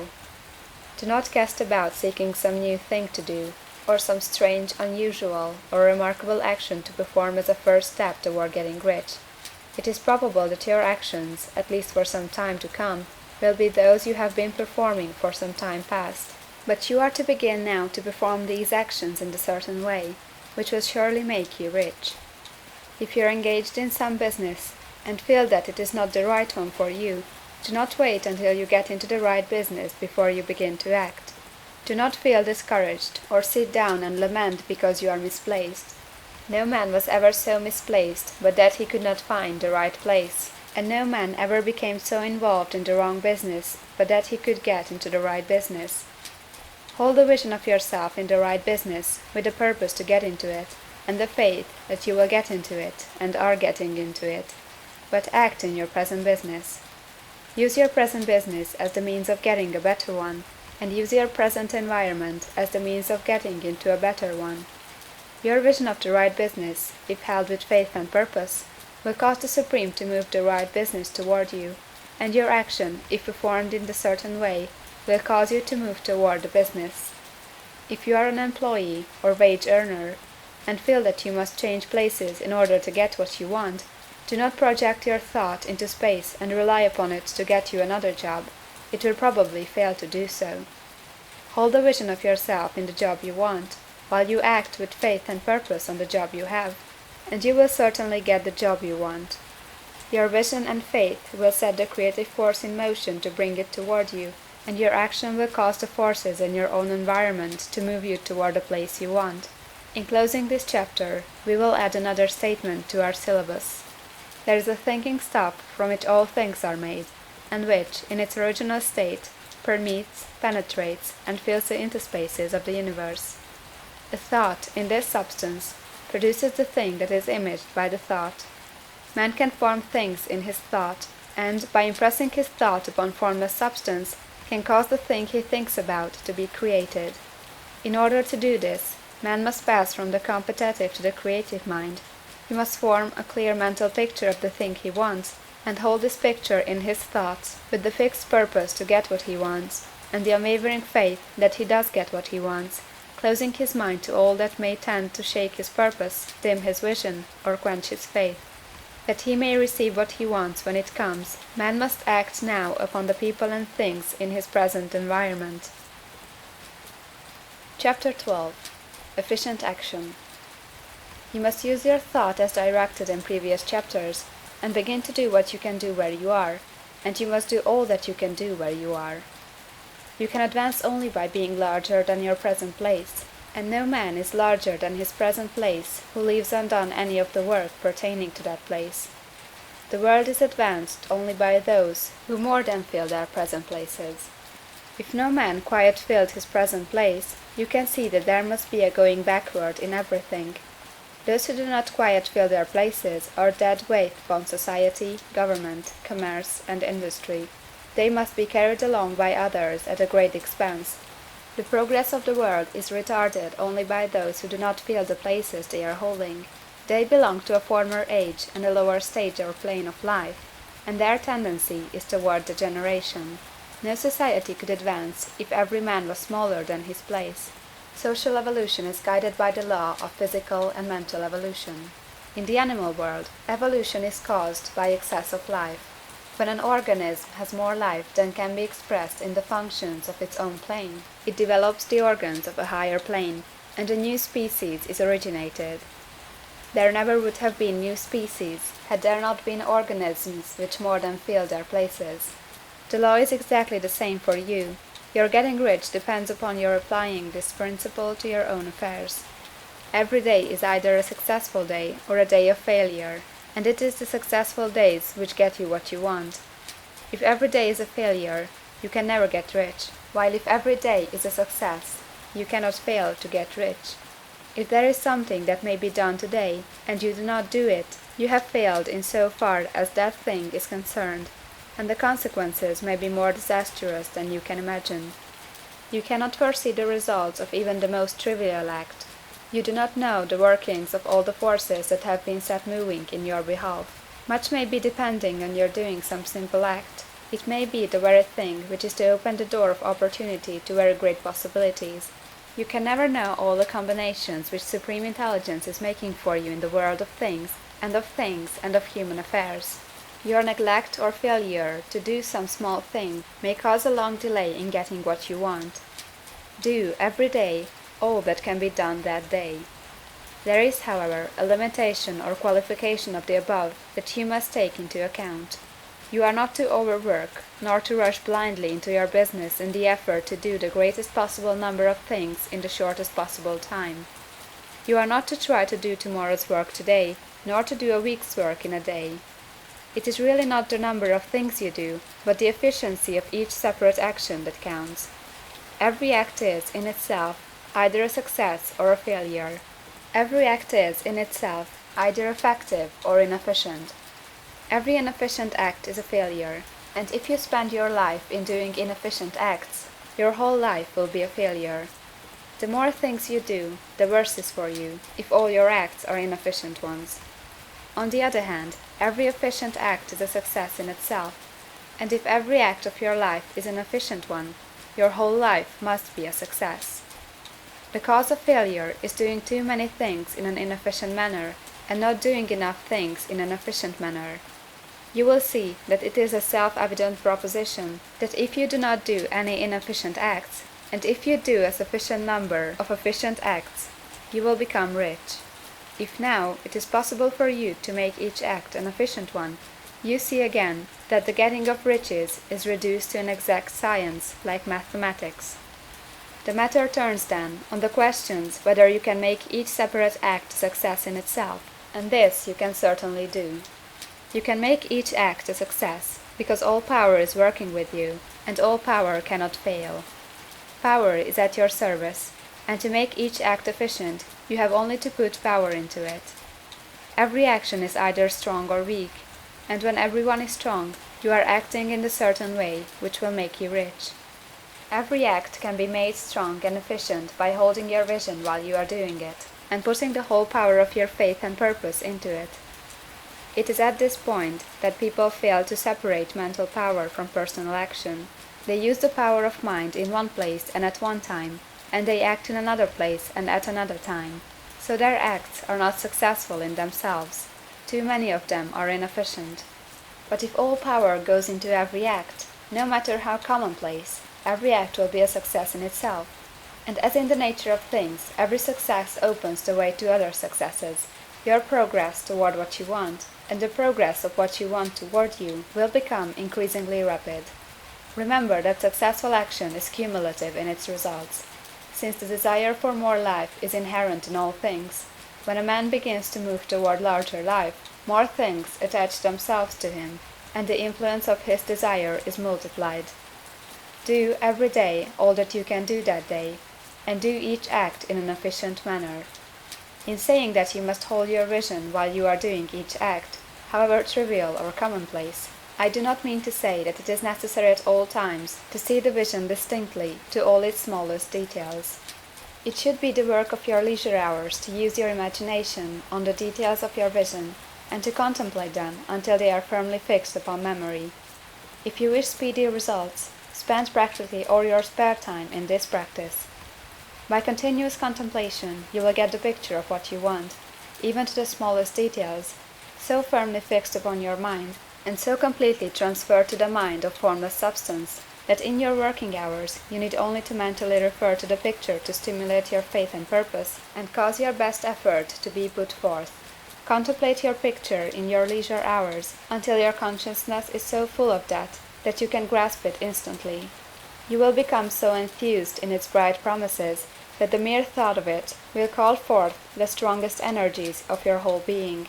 Let us again repeat our syllabus, and by slightly changing the closing statements, bring it to the point we have now reached. There is a thinking stuff from which all things are made, and which, in its original state, permeates, penetrates, and fills the interspaces of the universe.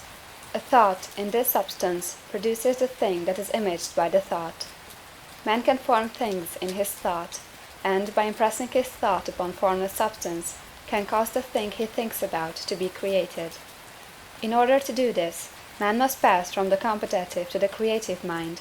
He must form a clear mental picture of the things he wants, and do, with faith and purpose, all that can be done each day, doing each separate thing in an efficient manner.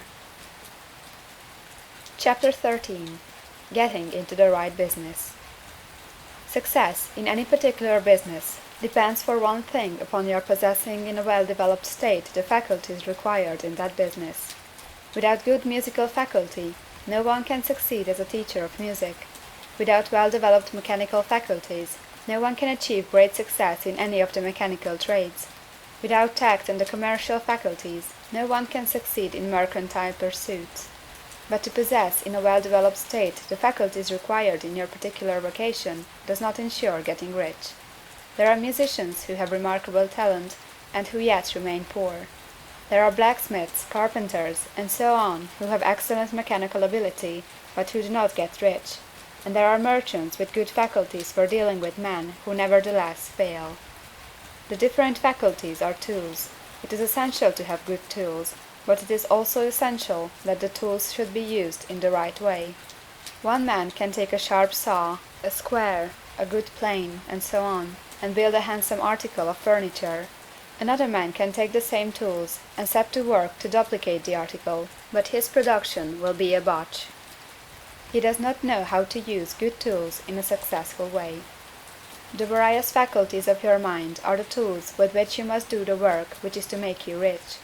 It will be easier for you to succeed if you get into a business for which you are well equipped with mental tools. Generally speaking, you will do best in that business which will use your strongest faculties, the one for which you are naturally best fitted. But there are limitations to this statement also. No man should regard his vocation as being irrevocably fixed by the tendencies with which he was born.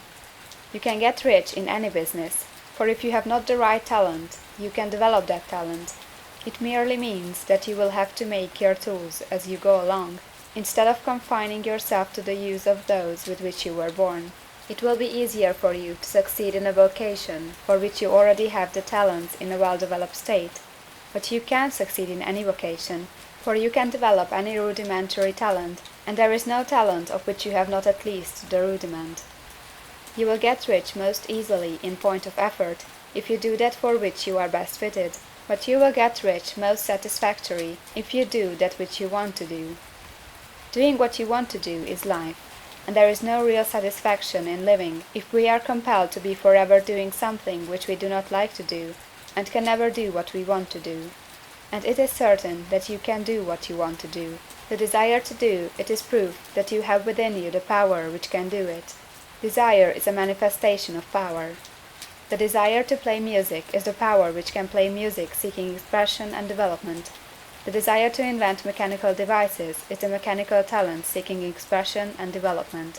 Where there is no power, either developed or undeveloped, to do a thing, there is never any desire to do that thing. And where there is strong desire to do a thing, it is certain proof that the power to do it is strong, and only requires to be developed and applied in the right way. All things else being equal, it is best to select the business for which you have the best developed talent, but if you have a strong desire to engage in any particular line of work, you should select that work as the ultimate end at which you aim. You can do what you want to do, and it is your right and privilege to follow the business or avocation which will be most congenial and pleasant.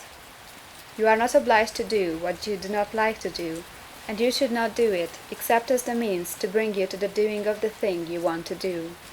If there are past mistakes whose consequences have placed you in an undesirable business or environment, you may be obliged for some time to do what you do not like to do, but you can make the doing of it pleasant by knowing that it is making it possible for you to come to the doing of what you want to do. If you feel that you are not in the right vocation, do not act too hastily in trying to get into another one. The best way generally to change business or environment is by growth. Do not be afraid to make a sudden and radical change if the opportunity is presented, and you feel after careful consideration that it is the right opportunity. But never take sudden or radical action when you are in doubt as to the wisdom of doing so. There is never any hurry on the creative plane, and there is no lack of opportunity. When you get out of the competitive mind, you will understand that you never need to act hastily. No one else is going to beat you to the thing you want to do. There is enough for all. If one space is taken, another and a better one will be opened for you a little farther on. There is plenty of time. When you are in doubt, wait. Fall back on the contemplation of your vision, and increase your faith and purpose, and by all means, in times of doubt and indecision, cultivate gratitude. A day or two spent in contemplating the vision of what you want, and in earnest thanksgiving that you are getting it, will bring your mind into such close relationship with the Supreme that you will make no mistake when you do act. There is a mind which knows all there is to know, and you can come into close unity with this mind by faith and the purpose to advance in life, if you have deep gratitude. Mistakes come from acting hastily, or from acting in fear or doubt, or in forgetfulness of the right motive, which is more life to all, and less to none. As you go on in the certain way, opportunities will come to you in increasing number, and you will need to be very steady in your faith and purpose. and to keep in close touch with the all-mind by reverent gratitude. Do all that you can do in a perfect manner every day, but do it without haste, worry, or fear. Go as fast as you can, but never hurry. Remember that in the moment you begin to hurry, you cease to be a creator and become a competitor. You drop back upon the old plane again.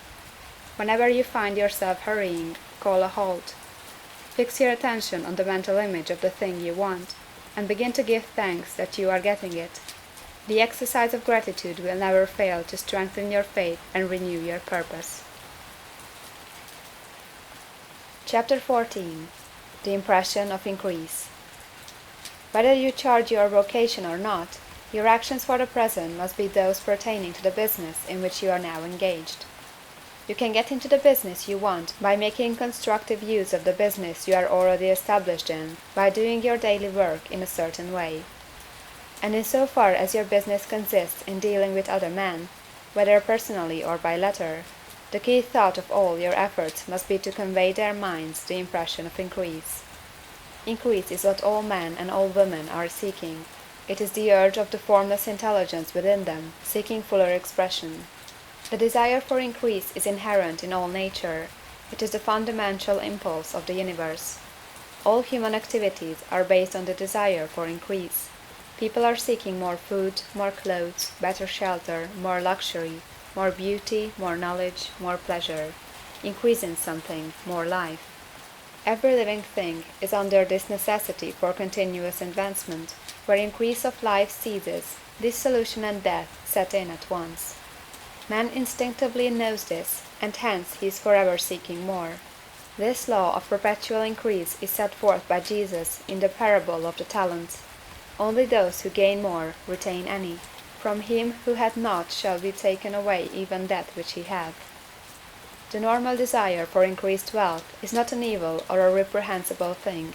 It is simply the desire for more abundant life. It is aspiration. And because it is the deepest instinct of their natures, all men and women are attracted to him who can give them more of the means of life. In following the certain way as described in the foregoing pages, you are getting continuous increase for yourself, and you are giving it to all with whom you deal. You are a creative center, from which increase is given off to all. Be sure of this, and convey assurance of the fact to every man, woman, and child with whom you come in contact. No matter how small the transaction, even if it be only the selling of a stick of candy to a little child, put into it the thought of increase, and make sure that the customer is impressed with the thought. Convey the impression of advancement with everything you do, so that all people shall receive the impression that you are an advancing man, and that you advance all who deal with you. Even to the people whom you met in a social way, without any thought of business, and to whom you do not try to sell anything, give the thought of increase. You can convey this impression by holding the unshakable faith that you, yourself, are in the way of increase, and by letting this faith aspire, fill, and permeate every action. Do everything that you do in a firm conviction that you are an advancing personality, and that you are giving advancement to everybody. Feel that you are getting rich, and that in doing so you are making others rich, and conferring benefits on all. Do not boast or brag of your success, or talk about it unnecessarily. True faith is never boastful. Wherever you find a boastful person, you find one who is secretly doubtful and afraid. Simply feel the faith, and let it work out in every transaction. Let every act and tone and look express the quiet assurance that you are getting rich, that you are already rich. Words will not be necessary to communicate this feeling to others. They will feel the sense of increase when in your presence, and will be attracted to you again. You must so impress others that they will feel that in associating with you, they will get increase for themselves. See that you give them a use of value greater than the cash value you are taking from them. Take an honest pride in doing this, and let everybody know it, and you will have no lack of customers. People will go where they are given increase, and the Supreme, which desires increase in all and which knows all, will move toward you men and women who have never heard of you. Your business will increase rapidly, and you will be surprised at the unexpected benefits which will come to you. You will be able from day to day to make larger combinations, secure greater advantages, and to go on into a more congenial vocation if you desire to do so. But in doing all this, you must never lose sight of your vision of what you want, or your faith and purpose to get what you want. Let me here give you another word of caution in regard to motives. Beware of the insidious temptation to seek for power over other men. Nothing is so pleasant to the unformed or partially developed mind as the exercise of power or domination over others. The desire to rule for selfish gratification has been the curse of the world. For countless ages, kings and lords have drenched the earth with blood in their battles to extend their dominions. This not to seek more life for all, but to get more power for themselves. Today, the main motive in the business and industrial world is the same. Men marshal their armies of dollars, and lay waste the lives and hearts of millions in the same mad scramble for power over others. Commercial kings, like political kings, are inspired by the lust for power. Jesus saw in this desire for mastery the moving impulse of that evil world he sought to overthrow. Read the 23rd chapter of Matthew, and see how he pictures the lust of the Pharisees to be called master, to sit in the high places, to domineer over others, and to lay burdens on the backs of the less fortunate. And note how he compares this lust for domination with the brotherly seeking for the common good to which he calls his disciples. Look out for the temptation to seek for authority, to become a master, to be considered as one who is above the common herd, to impress others by lavish display, and so on. The mind that seeks for mastery over others is the competitive mind, and the competitive mind is not the creative one. In order to master your environment and your destiny, it is not at all necessary that you should rule over your fellow men, and indeed, when you fall into the world's struggle for the high places, you begin to be conquered by fate and environment, and your getting rich becomes a matter of chance and speculation. Beware of the competitive mind. No better statement of the principle of creative action can be formulated than the favorite declaration of the late Golden Rule Jones of Toledo: "What I want for myself, I want for everybody." Chapter 15. The Advancing Man. What I have said in the last chapter applies as well to the professional man and the wage earner as to the man who is engaged in mercantile business. No matter whether you are a physician, a teacher, or a clergyman, if you can give increase of life to others and make them sensible of the fact, they will be attracted to you, and you will get rich. The physician who holds the vision of himself as a great and successful healer, and who works toward the complete realization of that vision with faith and purpose, as described in the former chapters, will come into such close touch with the source of life that he will be phenomenally successful. Patients will come to him in throngs. No one has a greater opportunity to carry into effect the teaching of this book than the practitioner of medicine. It does not matter to which of the various schools he may belong, for the principle of healing is common to all of them, and may be reached by all alike. The advancing man in medicine, who holds to a clear mental image of himself as successful, and who obeys the laws of faith, purpose, and gratitude, will cure every curable case he undertakes, no matter what remedies he may use. In the field of religion, the world cries out for the clergyman who can teach his hearers the true science of abundant life. He who masters the details of the science of getting rich, together with allied sciences of being well, of being great, and of winning love, and who teaches these details from the pulpit, will never lack for a congregation. This is the gospel that the world needs. It will give increase of life, and men will hear it gladly, and will give liberal support to the man who brings it to them. What is now needed is the demonstration of science of life from the pulpit. We want preachers who can not only tell us how, but who in their own persons will show us how. We need the preacher who will himself be rich, healthy, great, and beloved, to teach us how to attain these things, and when he comes he will find a numerous and loyal following. The same is true for the teacher who can inspire the children with the faith and purpose of the advancing life. He will never be out of a job. And any teacher who has this faith and purpose can give it to his pupils. He cannot help giving it to them if it is a part of his own life and practice. What is true of the teacher, preacher, and physician is true of the lawyer, dentist, real estate man, insurance agent, of everybody. The combined mental and personal action I have described is infallible. It cannot fail.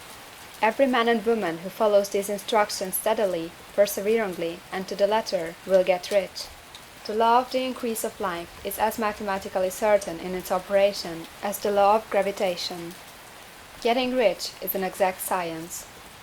The wage earner will find this as true of his case as of any of the others mentioned.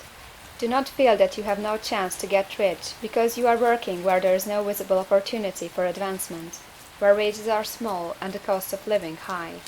Form your clear mental vision of what you want, and begin to act with faith and purpose. Do all the work you can do, every day, and do each piece of work in a perfectly successful manner. Put the power of success, and the purpose to get rich, into everything that you do. But do not do this merely with the idea of currying favor with your employer, in the hope that he, or those above you, will see your good work and advance you. It is not likely that they will do so. The man who is merely a good workman, filling his place to the very best of his ability, and satisfied with that, is valuable to his employer, and it is not to the employer's interest to promote him. He is worth more where he is. To secure advancement, something more is necessary than to be too large for your place. The man who is certain to advance is the one who is too big for his place, and who has a clear concept of what he wants to be, who knows that he can become what he wants to be, and who is determined to be what he wants to be. Do not try to more than fill your present place with the view of pleasing your employer. Do it with the idea of advancing yourself. Hold the faith and purpose of increase during work hours, after work hours, and before work hours. Hold it in such a way that every person who comes in contact with you, whether foreman, fellow workman, or social acquaintance, will feel the power of purpose radiating from you, so that everyone will get the sense of advancement and increase from you. Men will be attracted to you, and if there is no possibility for advancement in your present job, you will very soon see an opportunity to take another job. There is a power which never fails to present opportunity to the advancing man who is moving in obedience to law. God cannot help helping you if you act in a certain way. He must do so in order to help himself. There is nothing in your circumstances or the industrial situation that can keep you down. If you cannot get rich working for the Steel Trust, you can get rich on a 10-acre farm, and if you begin to move in a certain way, you will certainly escape from the clutches of the Steel Trust and get on to the farm or wherever else you wish to be. If a few thousands of its employees would enter upon the certain way, the Steel Trust would soon be in a bad plight. It would have to give its working men more opportunity, or to go out of business. Nobody has to work for a trust. The trusts can keep men in so-called hopeless conditions only so long as there are men who are too ignorant to know of the science of getting rich, or too intellectually slothful to practice it. Begin this way of thinking and acting, and your faith and purpose will make you quick to see any opportunity to better your condition. Such opportunities will speedily come, for the Supreme, working in all, and working for you, will bring them before you. Do not wait for an opportunity to be all that you want to be. When an opportunity to be more than you are now is presented, and you feel impelled toward it, take it. It will be the first step toward a greater opportunity. There is no such thing possible in this universe as the lack of opportunities for the man who is living the advancing life. It is inherent in the constitution of the cosmos that all things shall be for him and work together for his good, and he must certainly get rich if he acts and thinks in the certain way. So let wage-earning men and women study this book with great care, and enter with confidence upon the course of action it prescribes. It will not fail. Chapter 16. Some cautions and concluding observations. Many people will scoff at the idea that there is an exact science of getting rich. Holding the impression that the supply of wealth is limited, they will insist that social and governmental constitutions must be changed before even any considerable number of people can acquire a competence. But this is not true. It is true that existing governments keep the masses in poverty, but this is because the masses do not think and act in a certain way. If the masses begin to move forward as suggested in this book, neither governments nor industrial systems can check them. All systems must be modified to accommodate the forward movement. If the people have the advancing mind, have the faith that they can become rich, and move forward with the fixed purpose to become rich, nothing can possibly keep them in poverty. Individuals may enter upon the certain way at any time, and under any government, and make themselves rich, and when any considerable number of individuals do so under any government, They will cause the system to be so modified as to open the way for others. The more men who get rich on the competitive plane, the worse for others, and more who get rich in the creative plane, the better for others. The economic salvation of the masses can only be accomplished by getting a large number of people to practice the scientific method set down in this book, and become rich. These will show others the way, and inspire them with a desire for real life, with the faith that can be attained, and with the purpose to attain it. For the present, however, it is enough to know that neither the government under which you live, nor the capitalistic or competitive system of industry can keep you from getting rich. When you enter upon the creative plane of thought, you will rise above all these things, and become a citizen of another kingdom. But remember that your thought must be held upon the creative plane. You are never for an instant to be betrayed into regarding the supply as limited, or into acting on the moral level of competition. Whenever you do fall into old ways of thought, correct yourself instantly, for when you are in the competitive mind, you have lost the cooperation of the mind of the whole.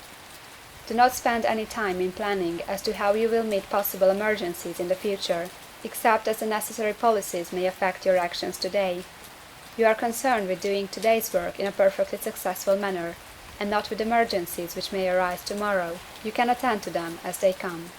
Do not concern yourself with questions as to how you shall surmount obstacles which may loom upon your business horizon, unless you see plainly that your course must be altered today in order to avoid them. No matter how tremendous an obstruction may appear at the distance, you will find that if you go in the certain way, it will disappear as you approach it, or that a way over, through, or around it will appear. No possible combination of circumstances can defeat a man or woman who is proceeding to get rich along strictly scientific lines. No man or woman who obeys the law can fail to get rich, any more than one can multiply 2 by 2 and fail to get 4. Give no anxious thought to possible disasters, obstacles, panics, or unfavorable combinations of circumstances. It is time enough to meet such things as they present themselves before you in the immediate present, and you will find that every difficulty carries with it the wherewithal for its overcoming. Guard your speech. Never speak of yourself, your affairs, or of anything else in a discouraged or discouraging way. Never admit the possibility of failure, or speak in a way that infers failure as a possibility. Never speak of the times as being hard, or of business conditions as being doubtful. Times may be hard and business doubtful for those who are on the competitive plane, but they can never be so for you. You can create what you want, and you are above fear. When others are having hard times and poor business, you will find your greatest opportunities. Train yourself to think of and to look upon the world as something which is becoming, which is growing, and to regard something evil as being only that which is undeveloped. Always speak in terms of advancement. To do otherwise is to deny your faith, and to deny your faith is to lose it. Never allow yourself to feel disappointed. You may expect to have a certain thing at a certain time, and not get it at that time, and this will appear to you like failure. But if you hold to your faith, you will find that the failure is only apparent. Go on in the certain way, and if you do not receive that thing, you will receive something so much better that you will see that the seeming failure was really a great success. A student in this science had set his mind on making a certain business combination which seemed to him at the time to be very desirable, and he worked for some weeks to bring it about. When the crucial time came, the thing failed in a perfectly inexplicable way. It was as if some unseen influence had been working secretly against him. He was not disappointed; on the contrary, he thanked God that his desire had been overruled, and went steadily on with a grateful mind. In a few weeks an opportunity so much better came his way that he would not have made the first deal on any account, and he saw that a mind which knew more than he knew had prevented him from losing the greater good by entangling himself with the lesser. That is the way every seeming failure will work out for you, if you keep your faith, hold to your purpose, have gratitude, and do, every day, all that can be done that day, doing each separate act in a successful manner. When you make a failure, it is because you have not asked for enough. Keep on, and a larger thing than you were asking will certainly come to you. Remember this. You will not fail because you lack the necessary talent to do what you wish to do. If you go on as I have directed, you will develop all that talent that is necessary for the doing of your work. It is not within the scope of this book to deal with the science of cultivating talent, but it is as certain and simple as the process of getting rich. However, do not hesitate or waver for fear when you come to any certain place you will fail for lack of ability. Keep right on, and when you come to that place, the ability will be furnished for you. The same source of ability which enabled the untaught Lincoln to do the greatest work in government ever accomplished by a single man is open to you. You may draw upon all the mind there is for wisdom to use in meeting the responsibilities which are laid upon you. Go on in full faith. Study this book. Make it your constant companion until you have mastered all the ideas contained in it. While you are getting firmly established in this faith, you will do well to give up most recreations and pleasure, and to stay away from places where ideas conflicting with these are advanced in lectures or sermons. Do not read pessimistic or conflicting literature, or get into arguments upon the matter. Do very little reading, outside of the writers mentioned in the preface. Spend most of your leisure time in contemplating your vision, and in cultivating gratitude, and in reading this book. It contains all you need to know of the science of getting rich, and you will find all the essentials summed up in the following chapter. Chapter 17.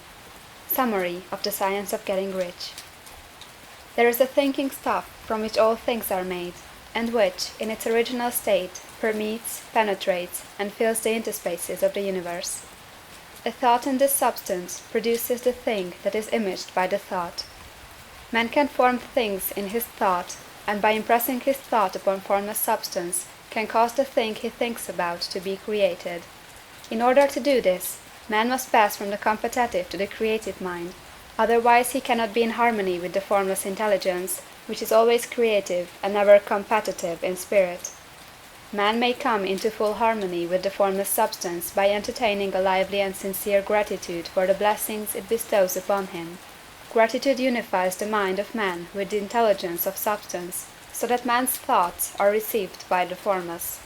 Man can remain upon the creative plane only by uniting himself with the formless intelligence through a deep and continuous feeling of gratitude. Man must form a clear and definite mental image of the things he wishes to have, to do, or to become, and he must hold this mental image in his thoughts, while being deeply grateful to the Supreme that all he desires are granted to him. The man who wishes to get rich must spend his leisure hours in contemplating his vision, and in earnest thanksgiving that the reality is being given to him. Too much stress cannot be laid on the importance of frequent contemplation of the mental image, coupled with unwavering faith and devout gratitude. This is the process by which the impression is given to the formless, and the creative forces set in motion. The creative energy works through the established channels of natural growth and of the industrial and social order. All that is included in his mental image will surely be brought to the man who follows the instructions given above, and whose faith does not waver. What he wants will come to him through the ways of established trade and commerce. In order to receive his own when it shall come to him, man must be active, and this activity can only consist in more than filling his present place. He must keep in mind the purpose to get rich through the realization of his mental image, and he must do every day all that can be done that day, taking care to do each act in a successful manner. He must give to every man a use value in excess of the cash value he receives, so that each transaction makes for more life, and he must so hold the advancing thought that the impression of increase will be communicated to all with whom he comes in contact.